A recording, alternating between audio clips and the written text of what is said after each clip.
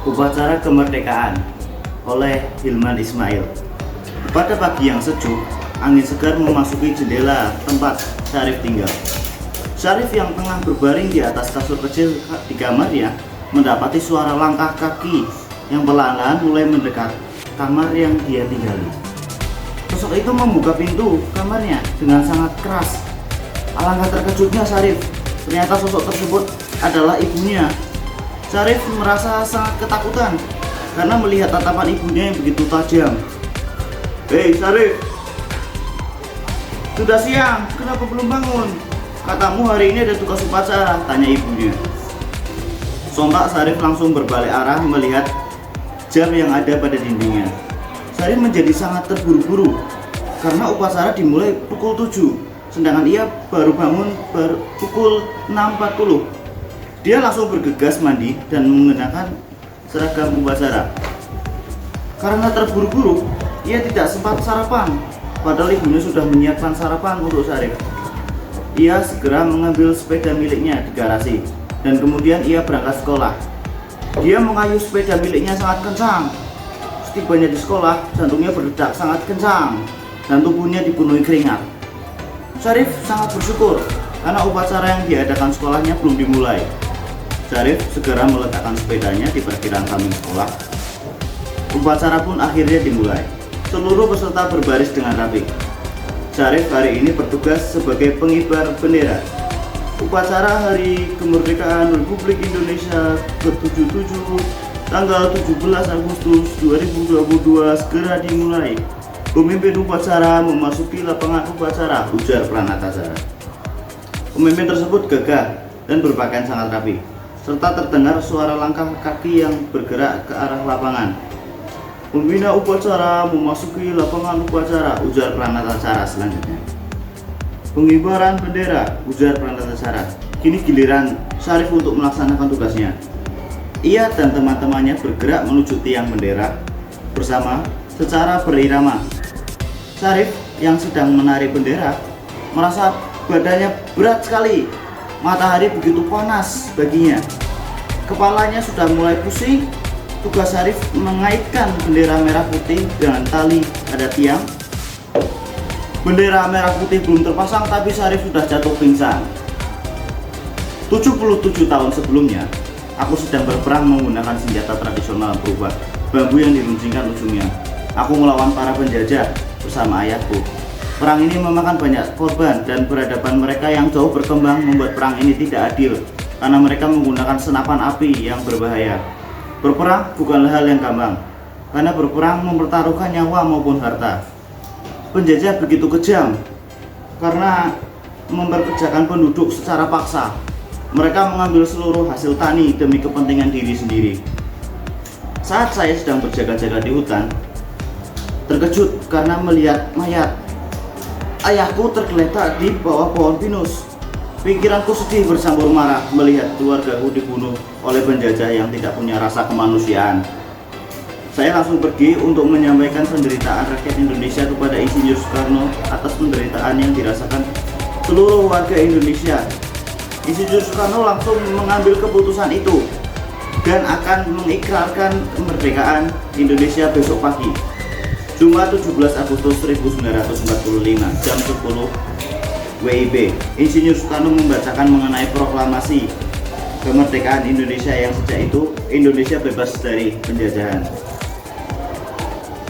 Sudah saatnya Indonesia lepas dari belenggu penjajahan dan juga mengubah nasib warga Indonesia. "Hore, merdeka, merdeka!" Pakai Syarif mengema. "Syarif, Syarif!" Terdengar suara perempuan lembut di telinganya. Tubuhnya diguncang-guncang. Syarif membuka matanya. Ternyata ia baru bangun dari pingsannya. Ia berada di ruang UKS sekarang. Seorang guru tampak berada dekat dengannya. "Kamu baik-baik saja?" tanya guru lembut. Syarif hanya mengangguk-angguk. Lambat-lambat terdengar suara pembina upacara memberikan pesan. "Anak-anak yang kusayangi, kalian wajib menghargai jasa-jasa pahlawan yang sudah berjuang mempertaruhkan nyawa demi Indonesia. Kalian patut bersyukur karena masih bisa sekolah dengan aman. Upacara bendera telah selesai, pasukan dibubarkan, ujar perangkat acara. Tanpa penghormatan, bubar jalan, sebuah tegas pemimpin upacara. Mengakhiri rangkaian upacara tersebut, Syarif yang kini telah sadar dari pingsannya, ia menyadari bahwa sarapan itu begitu penting baginya. Dan kita semua wajib cinta terhadap bendera Indonesia, karena perjuangan pahlawan yang begitu besar. Negara ini dapat berdiri berdaulat hingga hari ini, dan kita sebagai anak muda wajib bangga dan mencintai bangsa Indonesia. Terima kasih. Ombak yang tidak ingin berdamai, cerpen oleh Siti Badriah. Di pagi yang cerah ini, keluarga Erwan akan pergi ke pantai. Cuaca yang cukup cerah dan angin yang berhembus ringan seakan mendukung rencana keluarga itu. Liburan ke pantai ini diberikan oleh ayah Erwan karena Erwan baru saja naik ke kelas 5. Tentu saja, Erwan tidak sabar akan bermain menghabiskan liburan sekolahnya di pantai dengan ayah dan ibunya. Mereka telah menyiapkan barang-barang yang akan dibawa ke pantai. Baju bermain di pantai, baju ganti, makanan dan minuman, serta peralatan mandi merupakan perlengkapan yang mereka siapkan. Tentu juga mereka sudah sarapan untuk energi yang akan siap dihabiskan di pantai. Warga Erwan segera berangkat ke pantai dengan mobil hitam yang mereka miliki. Dengan ayah sebagai pengemudi, ibu duduk di samping ayah, dan Erwan duduk di belakang. Perjalanan mereka cukup panjang karena jarak dari tempat tinggal mereka dengan pantai sangat jauh. Pantai itu berada jauh dari hiruk pikuk kota. Jadi mereka menghabiskan perjalanan panjang itu dengan berbicara santai dan tidur. Terkecuali ayah Erwan, beliau fokus menghantarkan keluarganya ke tujuan utama mereka. Hanya sesekali ayah Erwan menimbali berbicara.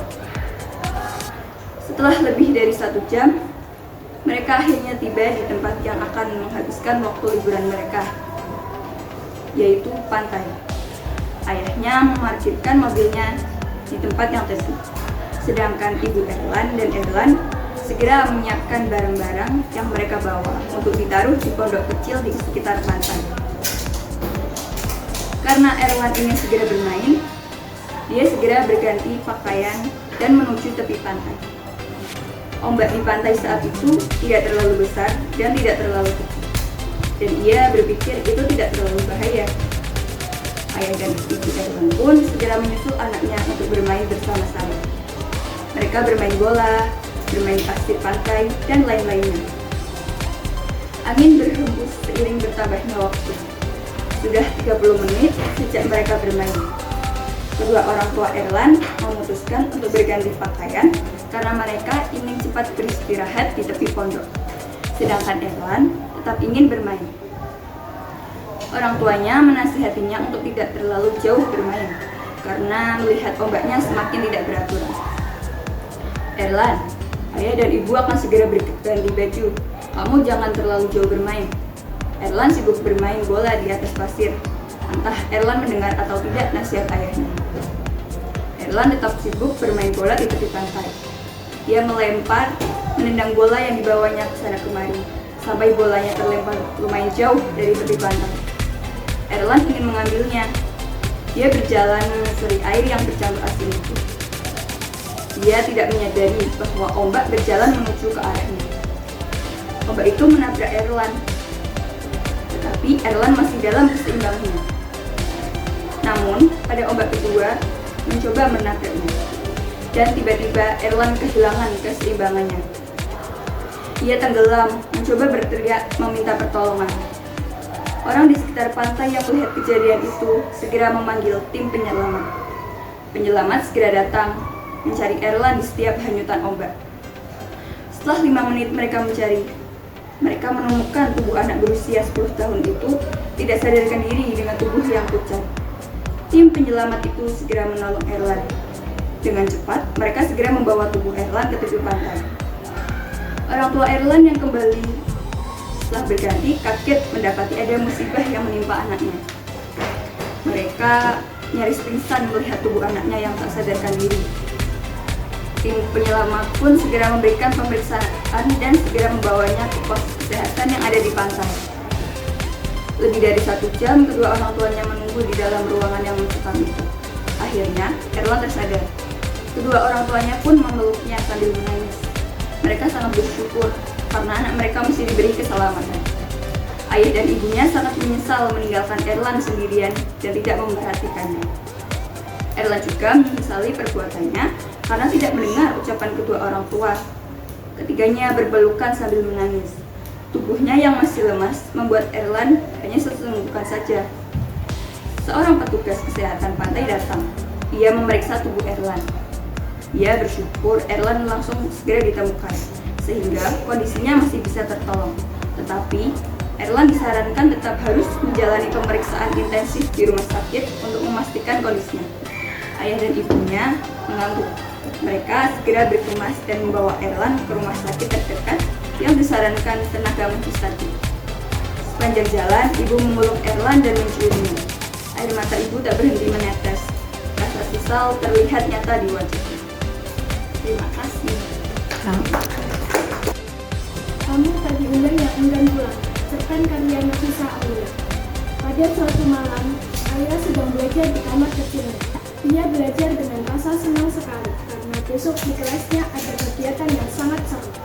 Dengan belajar, ia tahu tentang perkembangbiakan katak, capung, dan beberapa hewan lainnya. Setelah hampir setengah jam, Aira sudah selesai belajarnya. Ia merapikan buku-bukunya kembali agar terlihat lebih rajin. Setelah Aira merapikan buku, dia membuka jendela kamar mungilnya. Aira melihat ke arahnya. Langit malam itu terlihat berwarna kemerah-merahan. Sepertinya malam ini akan hujan lebat, gumam Aira. Tiba-tiba suara petir mengagetkannya. Aira akhirnya segera menutup jendelanya kembali. Aira menguap. Rasa kantuknya sudah tiba. Dia mengambil selimut dan menutupi kaki kecilnya yang berwarna tinggi lutut. Aira pun memejamkan matanya, lalu berdoa dan sesaat kemudian ia memulai mimpi indahnya. Saat Aira sudah pulas dengan tidurnya, tiba-tiba terbangun, ada suara gemuruh. Suara itu semakin keras. Hujan deras disertai angin malam itu. Hujan membasahi seluruh kampungnya termasuk rumah Aira. Ternyata benar dengan dugaan Aira bahwa kalau malam ini akan hujan. Hujan malam ini tak reda-reda juga. Semakin lama hujan semakin deras. Sang kuasa alam menjatuhkan air ke bumi yang telah dibentakannya. Waktu sudah menunjukkan jam 2 dini hari. Seorang wanita cantik yang mendatangi kamarnya. Ternyata itu adalah Cahaya, ibu Aira. Ibu Aira membangunkan Aira untuk melaksanakan sholat tahajud seperti biasa.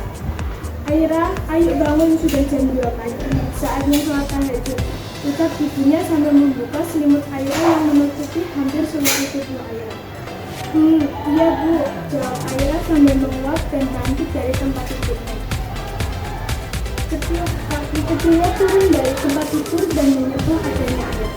Astagfirullah, kenapa air Aira sudah digenangi oleh air seperti kolam renang deh jadinya, ucap Aira. Hujan di luar belum reda juga, dari malam hingga pagi ini.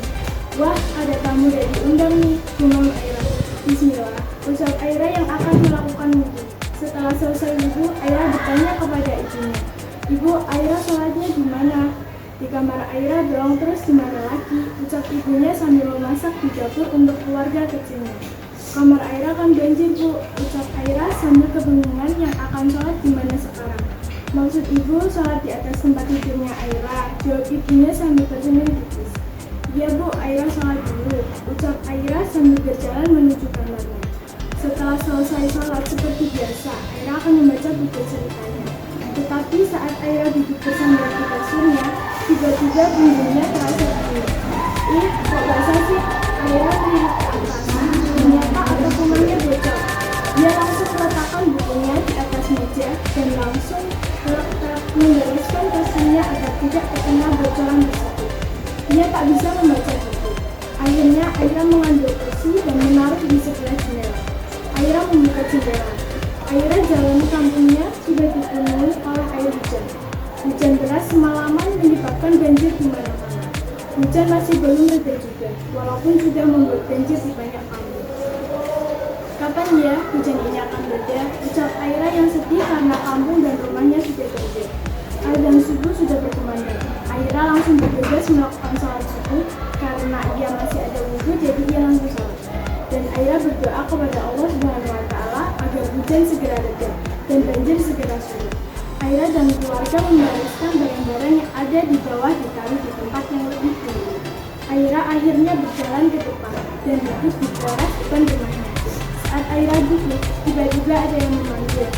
"Ra, Aira!" Suara tersebut ternyata dari teman kecilnya. Dia bernama Rara. Rara, gimana Ra?" Tanya Aira membalas sapaan Rara.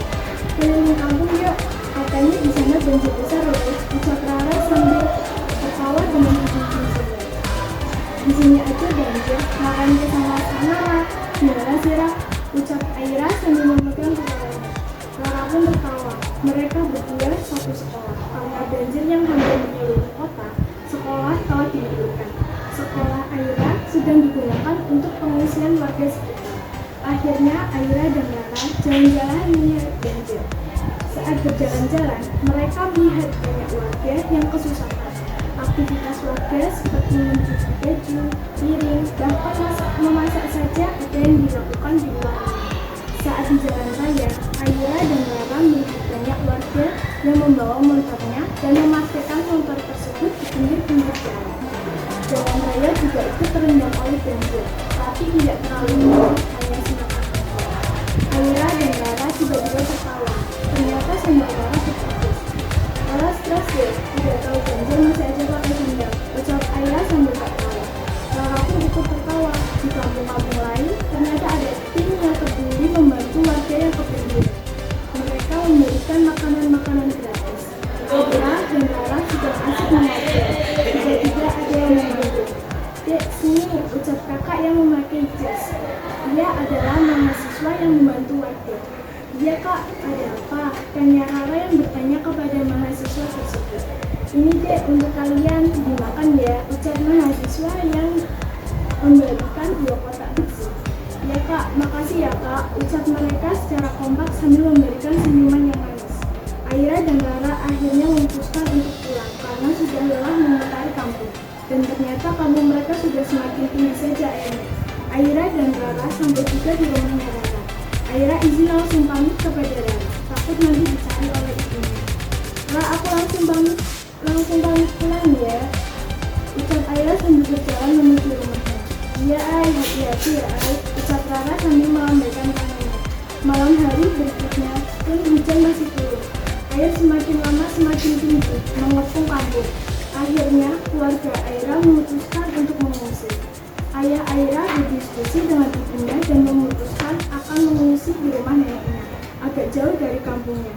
Ayah Aira menelepon paman Aira untuk menjemput keluarganya di sebuah jalan mawar karena disitulah tempat yang tidak banjir.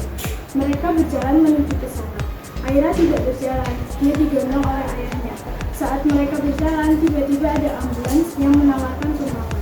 "Malam Pak, mau ikut sekalian agar sekalian tidak kelelahan," tanya supir dari ambulans. Ayah Aira hanya mengangkat kepalanya karena ia sudah lelah menggendong Aira. Mereka turun di jalan mawar. "Pak, di sini saja," ucap ayah Aira kepada supir ambulans. "Oh iya Pak," ucap supir ambulans. "Terima kasih atas bantuannya ya Pak," ucap ayah Aira sambil tersenyum. Supir ambulans menganggukkan kepalanya sambil membalas senyuman dari ayah Aira. Aira dan keluarganya menunggu pamannya yang akan menjemputnya di sini. Pamannya pun telah datang. Mereka langsung menaikkan barang-barang yang tadi telah dibawa oleh ibunya. Aira langsung menaiki mobil tersebut disusul oleh keluarganya. Saat di perjalanan, Aira tertidur. Ia kecapean karena tadi pagi ia jalan putar kampung bersama Rara. Mereka pun tiba di rumah neneknya. Neneknya menyambut mereka dengan gembira dan mempersilahkan untuk masuk. Pagi pun tiba, ibunya Aira membangunkan Aira untuk sholat subuh. Mungkin ibunya kecapean, jadi tadi keluarganya tidak sholat tahajud. Saat ibunya membuka pintu kamarnya, rupanya Aira sedang sholat subuh dan ibunya menutup pintunya kamar kembali. Setelah selesai sholat, Aira langsung keluar dari kamarnya dan duduk di teras depan rumah neneknya. Di sana ia tidak memperhatikan. Tiba-tiba ibunya duduk bersamanya dan mengobrol. Aira bertanya kepada ibu, "Bu, ayah gimana?" "Ayah pulang melihat kondisi rumah kita," ucap ibunya sambil mengusir rambut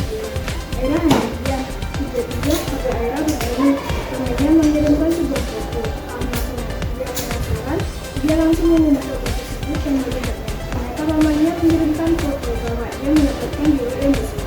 "Bu, Om dapat ini," ucap Aira sambil menunjukkan foto tersebut kepada ibunya.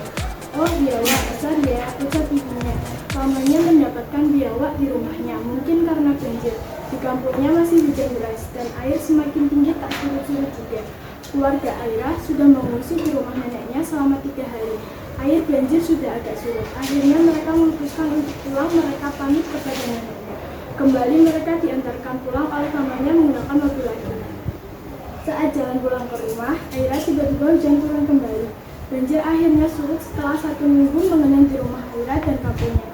Dan kampung Aira mengadakan kerja bakti untuk membersihkan kampungnya. Terima kasih.